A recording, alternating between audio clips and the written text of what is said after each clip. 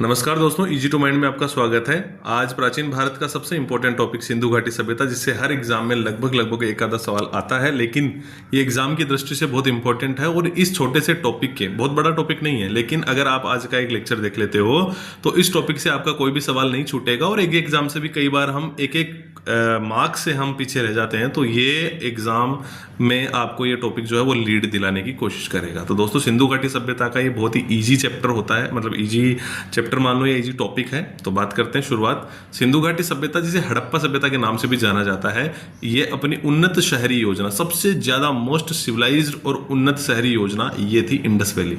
और प्रभाव इसमें एक तो जल निकासी का बहुत जिक्र होता है कि इसके अंदर नालियां बनी हुई थी प्रॉपर जल निकासी के लिए, मेन होल तक बने हुए थे। तो दोस्तों, इसकी जो लिपि थी इस समय की, वो थी भाव चित्रात्मक लिपि, जो आज तक पढ़ी नहीं गई है। और विश्व की सबसे प्राचीनतम और सबसे विकसित सभ्यता इंडस वैली सिविलाइजेशन को माना जाता है। दोस्तों, इसकी उत्पत्ति और विस्तार के बारे में बात करें कि कौन सी जगह थी और कब हुई, तो इसकी उत्पत्ति और विस्तार के बारे में जो उत्खनन करता और जो अपने इतिहासकार है वो मानते हैं कि इसका काल जो लगभग 2500 ईसा पूर्व से 1900 ईसा पूर्व तक रहा होगा, और इसे कांस्य युग की सभ्यता के रूप में जाना जाता है। दोस्तों, हमने पिछले 2 लेक्चर्स में देखा था, लेक्चर नंबर 1 और 2 में, कि प्री हिस्टोरिक पीरियड जिसमें आदि मानव के रूप में लोग रहते थे, उसके अंदर क्या था, पाषाण काल था। फिर उसके बाद में प्रोटो हिस्टोरिक था, इसमें ताम्र काल आया, कांस्य युग आया। तो कांस्य युग के अंदर अपनी जो इंडस वैली सिविलाइजेशन और वैदिक सभ्यता आती है। जॉन मार्शल 1924 में उत्खननकर्ता, सिंधु घाटी सभ्यता का नाम देने वाले पहले विद्वान थे। इन्होंने इसका नाम दिया था, जॉन मार्शल ने 1924 में, इंडस वैली सिविलाइजेशन, क्योंकि सिंधु नदी के किनारे थी, तो सिंधु घाटी सभ्यता का नाम दिया गया। भौगोलिक विस्तार इसका देखें तो दोस्तों, इसकी लेक्चर की एक लाइन इंपॉर्टेंट है, इसलिए ध्यान से तन्मयता के साथ देखें, इस लेक्चर को अच्छे से सुने और समझें। भौगोलिक विस्तार की बात करें तो इस सभ्यता का वर्तमान जो है वो पाकिस्तान है, भारत के पंजाब, हरियाणा, राजस्थान, गुजरात और पश्चिमी उत्तर प्रदेश। दोस्तों, मुख्यतया भारत और पाकिस्तान, ये जो 2 देश हैं, इन दोनों देशों की ये सभ्यता आसपास में घूमती है, क्योंकि इंडस वैली जो है वो उधर ही है। सिंधु नदी भी उधर ही है, भारत पाकिस्तान के मध्य में ऊपर कहीं। तो अफगानिस्तान के कुछ हिस्सों में भी फैली हुई है। तीनों ये पड़ोसी देश हैं आपस में ट्राइंगल में। तो इसका विस्तार कहाँ है, देखिए दोस्तों, दरअसल इसका ओरिजिनली विस्तार देखें तो आपको सारी तस्वीर समझ में आ जाएगी। ये उत्तर में मांडा एक जगह है, उत्तर में मतलब ऊपर, जम्मू एंड कश्मीर में। दक्षिण दाइमाबाद, दाइमाबाद महाराष्ट्र में है, यानी कि नीचे जाएंगे। और पूर्व में आलमगीरपुर, उत्तर प्रदेश, ये पूर्व हो गया। और ये पश्चिम में क्या हो गया, सुतका गेंडोर, बलूचिस्तान से पाकिस्तान। तो दोस्तों, इधर ऊपर जम्मू कश्मीर, नीचे महाराष्ट्र, साइड में पूर्व में उत्तर प्रदेश, और इधर बलूचिस्तान पाकिस्तान तक ये सभ्यता का विस्तार फैला हुआ है। अब इसकी बात करते हैं प्रमुख स्थलों की और खोजों की। तो दोस्तों, ये इंपॉर्टेंट ये भी है, हाँ ये भी इंपॉर्टेंट है, इससे सवाल पूछे गए हैं कई बार बहुत सारे एग्जाम्स में, और इसका आप स्क्रीनशॉट ले सकते हैं, देख सकते हैं, नोट कर सकते हैं। प्रमुख स्थल और खोजें, अगर बात करें इसकी खोजों की, उत्खनन स्थलों की, तो दोस्तों सबसे पहले हड़प्पा का नाम आता है, जो कि अभी वर्तमान के पाकिस्तान में, दयाराम साहनी द्वारा 1921 में, ये स्वतंत्र भारत से पहले की बातें हैं। रावी नदी के तट पर यहाँ से विशाल अन्न भंडार मिले हैं। R37 कब्रिस्तान मिले, लकड़ी के ताबूत मिले हैं। दोस्तों, सबसे ज्यादा क्वेश्चन कई बार एग्जाम से पूछा, R37 कब्रिस्तान। दोस्तों, इसको आप याद रखें, R37 कब्रिस्तान कहाँ से मिले, हड़प्पा पाकिस्तान में जो जहाँ है, और उसके उत्खनन करता दयाराम साहनी 1921। मोहनजोदड़ो की बात करते हैं, जिसपे मूवी बनी मोहनजोदारो, पाकिस्तान में है। मोहनजोदड़ो, R.D. बनर्जी, राखलदास बनर्जी इनका पूरा नाम है। 1922 में इसको खोजा गया, सिंधु नदी के तट पर है। मृतकों का टीला, मोहनजोदड़ो का नाम जो है, ओरिजिनल अर्थ मोहनजोदड़ो का मृतकों का टीला भी इसको कहते हैं। यहाँ से विशाल स्नानागार मिले हैं, सबसे बड़ी इमारत मिली है, विशाल अन्न भंडार, पशुपति महादेव की मोहर, दाढ़ी वाले पुजारी जी की मूर्ति, कांसे की नर्तकी, सूती कपड़े के अवशेष। अब यहाँ से जो प्रश्न बनते, एक तो मृतकों के टीले के रूप में, कि मोहनजोदड़ो को मृतकों का टीला कौन सी सभ्यता को कहा गया, तो ये मोहनजोदड़ो का नाम इसमें पूछा जाता है, तो ये आंसर होता है। ठीक है। दूसरी बात, मोहनजोदड़ो के उत्खननकर्ता राखलदास बनर्जी 1922, R.D. बनर्जी बोलते हैं। अब इसमें एक प्रश्न ये आता है, कांसे की नर्तकी की मूर्ति कौन सी साइट की है, तो ये मोहनजोदड़ो में मिली है। ठीक है दोस्तों, अब बात करते हैं लोथल गुजरात में SR राव द्वारा खोजा गया, भोगवा नदी के तट पर है। ये इंपॉर्टेंट है। लोथल कौन सी नदी के तट पर है? भोगवा नदी। यह एक महत्वपूर्ण बंदरगाह था। बंदरगाह पे कौन सा स्थित है? लोथल। ये भी होता है कि साइट है इंडस वैली की, वो कौन से बंदरगाह पे कौन सी थी? तो ये लोथल। गोदीवाड़ा डॉकयार्ड, चावल के साक्ष्य यहाँ से मिले, इंपॉर्टेंट है। अग्निवेदियां यहाँ से मिली, युग्म समाधियां और फारस की मुहरें यहाँ से मिली है, यानी जुड़वा समाधियां मिली है। तो दोस्तों यहाँ से जो मैंने देखा है पिछले कई एग्जाम्स में प्रश्नों के हिसाब से, तो लोथल गुजरात से जो क्वेश्चन कई बार आ जाता है, तो वो एक तो नदी पूछ लेते हैं, बंदरगाह से रिलेशन पूछ लेते हैं, तो लोथल का होता है रिलेशन, गुजरात का है, भोगवा है, और साथ में चावल, अग्निवेदी ये आ जाती है यहाँ पे, ठीक है। और युग्म समाधि भी आप याद रखें। फिर हम कालीबंगा भी चलते हैं दोस्तों। कालीबंगा का नाम होता है ओरिजिनली चूड़ियाँ। कालीबंगा का मतलब चूड़ियों के अवशेष से है, ठीक है। अमलानंद घोष ने इसको खोजा, राजस्थान में है। घग्गर नदी राजस्थान के ऊपरी हिस्से में है, हनुमानगढ़ गंगानगर की तरफ। घग्गर नदी में प्राचीन सरस्वती और अभी कालीबंगा नाम का स्थान भी है अपने राजस्थान में, अमलानंद घोष ने किया। घग्गर नदी जो प्राचीन रूप में सरस्वती के तट पर स्थित मानी जाती है, जूते हुए खेत के साक्ष्य मिलते हैं। दोस्तों हाल ही में प्राचीन नदी के भरतपुर साइड में खोजा भी गया इसको, राजस्थान के एक जिले में। इस सरस्वती नदी की मानते हैं कि एक साइट है, कहीं उत्खनन हुआ है, वहां पे कुछ चीजें निकली है, तो ये माना जाता है कि प्राचीन सरस्वती नदी का ही वो कोई स्थल है पुराना जहाँ पे कोई बसावट होगी। तो दोस्तों कालीबंगा से हम चूड़ियों के अवशेष, है ना, बैंगल्स, और फिर घग्गर नदी के तट पर है, या जूते हुए खेत के साक्ष्य, इससे भी क्वेश्चन बन जाता है। अग्निवेदियां, ऊंट की हड्डियां, ये भी आप देख सकते हैं। ये एकमात्र हड़प्पा स्थल है जहां प्रत्येक घर में कुआं मिला है। अब हम बात करते हैं धोलावीरा गुजरात की। धोलावीरा क्या है? जेपी जोशी द्वारा खोजा गया, 3 भागों में विभाजित एकमात्र हड़प्पा शहर है। दोस्तों इसमें 3 भागों में क्या विभाजित है? दुर्ग, मध्यनगर, निचला नगर। सबसे पहले दुर्ग आ गया, फिर निचला नगर आ गया, फिर उससे नीचे और निचला नगर आ गया, मतलब मध्यनगर निचला नगर। यहाँ से विशाल जल प्रबंधन प्रणाली मिलती है। पत्थरों से निर्मित स्टेडियम और एक विशाल शिलालेख 10 बड़े हड़प्पा चिन्हों वाला मिला है। तो दोस्तों ये इसमें इंपॉर्टेंट चीज़ तो ये एक ही है, दुर्ग, मध्यनगर, निचला नगर, 3 भागों में विभाजित। जल प्रबंधन तो खैर है ही है। और बनावली हरियाणा में है, RS बिष्ट द्वारा खोजा गया, सरस्वती नदी के तट पर है। यहाँ से जौ के खिलौने के हल और मातृ देवी की लघु मूर्तियाँ मिली। यहाँ से जौ के साक्ष्य के बारे में कई बार प्रश्न आ जाता है। अब बात करते हैं राखी गढ़ी।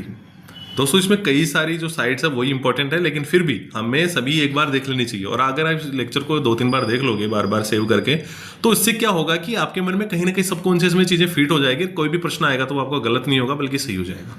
इसलिए राखी गढ़ी हरियाणा में है, अमरेंद्र नाथ द्वारा खोजी गई। सिंधु घाटी सभ्यता में भारत का सबसे बड़ा स्थल माना जाता है राखी गढ़ी हरियाणा। ये दोस्तों याद करने की बात है ये वाली चीज। अब चन्नूदड़ो की बात करते हैं, जो पाकिस्तान में वर्तमान में NG मजबूदार द्वारा खोजा गया, सिंधु नदी के तट पर स्थित है। एकमात्र ऐसा शहर है जहां कोई दुर्ग नहीं है। यहाँ से मनके बनाने का कारखाना, लिपस्टिक, काजल, कुत्ते की बिल्ली का पीछा करने के पैरों के निशान मिले हैं। दोस्तों देखिए आप किस तरीके की खोज कर लेते हैं लोग, खोज तक खोदने के बाद मिल जाते हैं लोगों को। चन्नूदड़ो पाकिस्तान, ठीक है। अब बात करते हैं रोपड़ पंजाब। यज्ञदत्त शर्मा ने खोज की, सतलुज नदी के तट पर है। कुत्ते के साथ मनुष्य को दफनाने के अवशेष साक्ष्य मिले हैं, रोपड़ पंजाब। ये बात याद रखने की है। सुरकोटड़ा, इसमें इंपॉर्टेंट क्वेश्चन, ये एक ही लाइन इसमें इंपॉर्टेंट है। सुरकोटड़ा गुजरात में है और वहां से घोड़े की हड्डियों के अवशेष मिले हैं। कई बार क्वेश्चन आ जाता है। दोस्तों बात करते हैं इस सिंधु घाटी सभ्यता के नगर नियोजन और वास्तुकला, जो कि इंपॉर्टेंट पार्ट है इसका, तभी तो इसको उन्नत सभ्यता माना है। और इंपॉर्टेंट पार्ट है इसलिए उसमें कुछ ऐसी चीजें दी हुई है जो कि एग्जाम में प्रश्नों के तौर पर बार बार पूछी जाती है। तो हम बात करते हैं सुनियोजित शहर। पहली विशेषता इसकी यह है, अधिकांश शहर 2 भागों में विभाजित थे। दुर्ग, जो कि दुर्ग गढ़ी नुमा टीला पर होता था, पश्चिमी टीला जिसको बोलते थे, पश्चिमी टीले पर होता था, और संभवतः शासक वर्ग या महत्वपूर्ण सार्वजनिक भवनों के लिए होता था, ये अंदाजा है। तथा निचले शहर जो पूर्वी टीले पर होता था, आम निवासियों के लिए होता था। माना जाता कि उस टाइम अगर शासक वर्ग होता था तो वो फिर पश्चिमी टीले पर ही होता था, क्योंकि वो दुर्ग टन्नुमा था, गढ़ पर था, मतलब गढ़ी का मतलब जगह, ऊंची जगह, टीला था, उस पे था। और निचला शहर, उसका अनुमान है कि वहां पे आम लोग रहते होंगे। सड़कें सीधी और चौड़ी होती थी जो एक दूसरे को समकोण पर काटती थी, एक ग्रिड पैटर्न बनाती थी। स्ट्रीट लाइट की व्यवस्था भी हो सकती थी। स्ट्रीट लाइट की तो देखो ये बात मानने वाली उतनी नहीं लग रही, लेकिन फिर भी लोगों ने अनुमान लगाया होगा कि वहां पे उस टाइम पे कोई भी आग जलाने का कोई भी सिस्टम होगा उनके पास, उजाला करने का नाइट का, तो वो वहां लगा रखे होंगे जगह जगह पे, ऐसा अनुमान है। बाकी ये मान के चलिए कि इसकी एक ही विशेषता अच्छी है कि सड़कें सीधी चौड़ी समकोण पर काटती और एक ग्रिड पैटर्न बनाती थी। ये इंपॉर्टेंट इसकी विशेषता है। फिर भवन निर्माण की बात करें, भवन पक्की ईंटों 4:2:1, ठीक है, 4:2:1, तो इनके अनुपात में होती थी और प्रत्येक घर में आंगन, रसोईघर, स्नानागार, कुआं, मोहनजोदड़ो में लगभग 7 सुकुए मिले होंगे। तो ये होता था सब, ये सब चीज़ें मिलती थी वहाँ पे। अब जल निकासी प्रणाली बहुत ही फेमस इसका विशेषता है, इसकी कैरेक्टरिस्टिक है, बार बार ये चीज़ कहते हैं कि जल निकासी प्रणाली बड़ी शानदार थी उस समय में भी। तो यह सिंधु घाटी सभ्यता की सबसे उत्कृष्ट विशेषता थी। प्रत्येक घर से छोटी नालियां मुख्य सड़कों पर बड़ी नालियों से जुड़ती थी जो ढकी हुई होती थी। नालियों के बीच बीच में मैन होल भी होते थे जिनसे आप साफ सफाई कर सकते हैं, उनको रिपेयर कर सकते हैं। 2, सामाजिक, आर्थिक और धार्मिक जीवन कैसा था उस बारे में हम समझते हैं। समाज में विभिन्न वर्ग थे उस टाइम पे, शासक वर्ग, पुजारी, व्यापारी, कारीगर, श्रमिक शामिल थे। यह माना जाता है कि समाज मातृसत्तात्मक था क्योंकि बड़ी संख्या में मातृ देवी की मूर्तियां मिली है। दोस्तों ये इंपॉर्टेंट पार्ट है, इसका इंपॉर्टेंट पॉइंट है। कोई वर्ग भेद या जाति भेद के पुख्ता प्रमाण तो नहीं मिले हैं। लोग शाकाहारी और मांसाहारी दोनों प्रकार के भोजन का सेवन करते थे। अर्थव्यवस्था की बात करें तो कृषि पर निर्भर, पहली बात तो पशुपालन, फिर व्यापार। तो कृषि में गेहूं, जौ, मटर, तिल, सरसों, कपास सबसे पहले उगाने वाले यही मुख्य फसलें थी। लोथल और रंगपुर से चावल के साक्ष्य भी मिले हैं, जौ के साक्ष्य भी मिले, मैंने आपको बताया था पीछे। पशुपालन में गाय, भैंस, भेड़, बकरी, सुअर, ऊंट और कुत्ते जैसे जानवर पाले। घोड़े के साक्ष्य भी मिले, सुरकोटड़ा से मैंने बताया था कि ये इंपॉर्टेंट है, सुरकोटड़ा वाला घोड़े के साक्ष्य मिले हैं। व्यापार जो है वो आंतरिक और बाह्य व्यापार दोनों ही उन्नत है। मेसोपोटामिया से इनका बड़ा लिंक था। फारस की खाड़ी, मध्य एशिया के व्यापारिक संबंध थे, यानी कि एक मेसोपोटामिया जगह है सुमेर में और इसका लिंक, इससे व्यापारिक लिंक था इस सभ्यता का, इस जगह का। फारस की खाड़ी और मध्य एशिया के साथ व्यापारिक संबंध। व्यापार वस्तु विनिमय प्रणाली से होता था, बार्टर सिस्टम जिसको वो इंग्लिश में बोलते हैं, यानी कि व्यापार के उस समय मुद्रा का नहीं बल्कि वस्तु विनिमय होता था कि मैंने कोई मेरे घर में अनाज हुआ तो मैंने 10 किलो अनाज किसी को दिया, उसके बदले में मैंने 1 किलो घी ले लिया, 2 किलो घी ले लिया, वो भी जो भी वैल्यू लगाते थे उसकी उस टाइम पे उस पर आधारित था। और लोथल से फारस की मोहरें इसका प्रमाण है। तो ये खरीदी बेची जाती थी, इस तरीके से चीज़ें। माप तोल के लिए इन्होंने 16 के अनुपात वाली प्रणाली का उपयोग होता था। 16, 32, 64, 160, जैसे अपन ने भी सुना होगा 4 आना, 8 आना, 12 आना, 16 आना, तो इस तरीके से हो सकता है, उस तरीके से वहाँ पे भी ये सब चीज़ें थी। शिल्प की बात करें तो मिट्टी के बर्तन लाल और काले रंग के होते थे, लाल धूसर रंग के। धातु कर्म अगर बात करें धातु की तो तांबा और कांसा मिलता था। आभूषण सोना, चांदी और कीमती पत्थर मनके बनाते थे, इसका साक्ष्य मिला चनूदड़ों से। मोहरे बनाने प्रमुख शिल्प, ये सब चीज़ें शिल्प की चीज़ें थी, ये चीज़ें सब बनती थी। ठीक है दोस्तों, अब धर्म की बात करते हैं तो मातृदेवी की पूजा तो मैंने पहले ही बताया था, ये तो है। नारी मूर्तियों से मातृदेवी की पूजा का स्पष्ट संकेत मिलता है, जो कि उर्वरता की देवी मानी जाती थी, उर्वरकता की, फर्टिलाइजर की देवी मानी जाती थी, फर्टिलिटी। और हम बात करें पशुपति महादेव की तो वहाँ पे साक्ष्य मिले, मोहनजोदड़ो से मिली एक मोहर पर त्रिमुखी पुरुष देवता को जानवरों से घिरा दिखाया गया है, हाथी, बाघ, गेंडा, भैंसा, जिसके नीचे 2 हिरण। कुछ विद्वान इनको पशुपति महादेव आदि शिव का प्रारंभिक रूप मानते हैं। ठीक है, पहले इस तरीके से इस रूप में उनकी पूजा की जाती होंगी उस समय पे, आज हम अलग रूप में मानते हैं। प्रकृति पूजा, वृक्षों विशेष पीपल, जल और जानवरों, एक श्रृंगी बेल, कुबड़ वाला बेल की पूजा की जाती थी। नाग पूजा के भी संकेत मिले हैं। अग्निवेदियां मैंने बताया था कालीबंगा और लोथल में तो मैंने बताया था, कालीबंगा में बताया। तो यहाँ इन स्थलों से अग्निवेदियों के साक्ष्य मिलते हैं, तो इसका मतलब है यज्ञ अनुष्ठान की ओर इशारा करते हैं कि उस समय यज्ञ अनुष्ठान होते थे। अंतिम संस्कार की बात करें, 3 प्रकार के अंतिम संस्कार प्रचलित थे। पूर्ण समाधिकरण यानी पूर्णतः दफनादी, आंशिक समाधिकरण पशुओं द्वारा खाए जाने के बाद शेष भाग का दफन कर देते हैं, मांस खा लिया, हड्डियां बच गई, दफन कर दो। दाह संस्कार, जलाकर राख को दफन करना, है ना। तो ये 3 संस्कार मुख्य रूप से वहाँ पे एक साक्ष्य मिलते हैं अंतिम संस्कार के।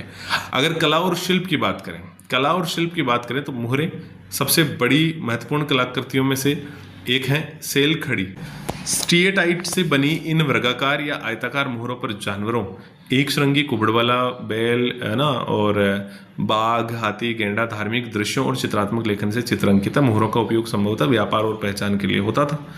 मूर्तियां, कांस्य की नर्तकी की मूर्ति मोहनजोदड़ो से, ये मैंने पहले बताया था, इंपॉर्टेंट पॉइंट इसलिए रिपीट कर रहा हूँ। लॉस्ट वेक्स तकनीक, है ना, से बनी एक सुप्रसिद्ध मूर्ति है। दाढ़ी वाले पुजारी की मूर्ति मोहनजोदड़ो से मिली है। सेलखड़ी से बनी एक मूर्ति है जो अभी मैंने बताई थी, स्टेटाइट। और मिट्टी की मूर्तियाँ टेराकोटा भी बड़ी संख्या में मिलती है, इसमें मातृ देवी की मूर्तियाँ और पशुओं की आकृतियाँ शामिल है। मिट्टी के बर्तन जगह जगह से मिले, काले और लाल रंग के बर्तन होते थे जिन पर ज्यामितीय आकृतियाँ होती थी, पशुओं के चित्र बने होते थे। आभूषण सोने, चांदी, तांबे, कांसे, कीमती पत्थर, कारेलियन, लेपिसी, लाजूली से बने हार, कंगन, चूड़ियाँ, मनके आदि से, है ना, ये सब कान की बालियाँ सब मिली है। लेखन चित्रात्मक लिपि थी, भाव चित्रात्मक और पिक्टोग्राफिक भाव चित्रात्मक आइडियोग्राफिक लिपि थी, जिसमें 400 से 600 चिन्ह मिले हैं और ये अभी तक पढ़ी नहीं जा सकी है। और ये दाएं से बाएं और फिर बाएं से दाएं बोस्ट्रोफेडेन शैली से लिखी जाती है। यानी पहले हम क्या करते हैं, दाएं से बाएं लिखते हैं, फिर नीचे बाएं से दाएं लिखते हैं, ऐसे लिखी जाती है इसको। पतन का कारण, यहाँ ये इंपॉर्टेंट क्वेश्चन बनता है वैसे बाएं से दाएं वाला। और एक ये कि भाव चित्रात्मक लिपि थी, ये पढ़ी नहीं गई है। अब इसमें पतन के कारण सिंधु घाटी सभ्यता के संभावित जो कारण मानते हैं लोग, जो इतिहासकार और जो एक्सपर्ट्स हैं, वो ये कहते हैं कि इसका कोई निर्णायक कारण अभी तक सिद्ध नहीं हो सका कि क्या कारण है, कोई डिसाइडिंग फैक्टर मिला नहीं है ऐसा। जलवायु कारण मानते कुछ लोग कि नदियों के सूखने, मार्ग बदलने से कृषि पर प्रतिकूल प्रभाव पड़ा होगा, जिससे भोजन की कमी हुई होगी और लोग मर गए, धीरे धीरे खत्म हो गई सभ्यता। बाढ़ आई होगी जिससे पूरा विनाशकारी संकेत हुआ है और भारी नुकसान हुआ, जिससे सभ्यता समाप्त हो गई। नदियों का मार्ग बदलना, जिससे पूरा जल स्रोत से वंचित हो गई बस्तियां, क्योंकि नदी दूसरी तरफ चली गई और लोग फिर, लेकिन ये थोड़ा कम लगता है क्योंकि नदी तो अगर दूसरी तरफ चलेगी तो लोग भी दूसरी तरफ चले जाएंगे, उसमें क्या हो गया भाई, स्थान बदल लेंगे, मर थोड़ी जाएंगे। बाहरी आक्रमण, कुछ विद्वान मार्टिमर व्हीलर आर्यों के आक्रमण को पतन का कारण मानते हैं कि आर्य आए, और लेकिन इसका कोई पुरातात्विक की ठोस कारण नहीं मिलता। महामारी से बोलते हैं कई लोग प्रशासनिक शिथिलता से बोलते हैं कि आंतरिक संघर्ष हुआ होगा। व्यापारिक संबंधों की कमी बताते हैं, मेसोपोटामिया जैसे क्षेत्रों में व्यापारिक संबंधों की कमी आने पर अर्थव्यवस्था नकारात्मक प्रभाव पड़ा, इससे सभ्यता खत्म हो गई। तो ये विस्तृत लेक्चर जो था, ये पूरा सिंधु घाटी सभ्यता को लेकर सभी महत्वपूर्ण तथ्य पहलुओं को शामिल करता है और जो प्रतियोगी परीक्षाओं के लिए दृष्टि से महत्वपूर्ण है। दोस्तों, ये जो लेक्चर हमने देखा है पूरा का पूरा लेक्चर आपकी एग्जाम की दृष्टि से इंपॉर्टेंट है। इसको आपने एक बार देख लिया, आप 2 बार देख लीजिए, स्पीड में देख लीजिए। आप 1.2 की स्पीड में देख सकते हैं, 1.5 की स्पीड में देख सकते हैं, 1.75 की स्पीड में देख सकते हैं। आप स्पीड में देख लीजिए, लेकिन इस लेक्चर को आप रिपीट कर लीजिए। आप इसी टॉपिक से कोई भी क्वेश्चन छोड़ के नहीं आओगे, आप सारे प्रश्न करके आओगे। तो दोस्तों, इस तरीके से हम अच्छे से आपको जीके तैयार करवा रहे हैं। हमारे चैनल पर आप जाएं, विजिट करें, वहाँ पर कई सारे वीडियोज ऐसे मिलेंगे जो आपके नॉलेज को, जनरल नॉलेज को और ज़्यादा बूस्ट करेंगे। हमारा बेशक जो यूट्यूब चैनल है वो नया है, फॉलोअर सब्सक्राइबर्स कम हैं, लेकिन आप इसको फॉलो करें, आप सब्सक्राइब करें, वीडियो को लाइक करें पसंद आया तो। और आपको सिर्फ मतलब होना चाहिए कि हम कंटेंट क्या दे रहे हैं, आपको पढ़ा क्या रहे हैं और वो आपके समझ में आ रहा है या नहीं आ रहा, आपके लिए इंपॉर्टेंट है कि नहीं, आप उसको देखिए, अच्छे से समझिए, है ना। तो ये सब बात है। बाकी हमारे पास कोई वो नहीं है कि हमारे पास कोर्स है, खरीद लो, पैसे दे दो, वो नहीं। तो आप फ्री ऑफ कॉस्ट बढ़िया मजे से पढ़िए, मस्त रहिए। Best of luck for your exams. And अगर पसंद आया तो सच में आप सब्सक्राइब और वीडियो को लाइक जरूर करें। थैंक्स फॉर वॉचिंग, मिलते हैं नेक्स्ट लेक्चर में।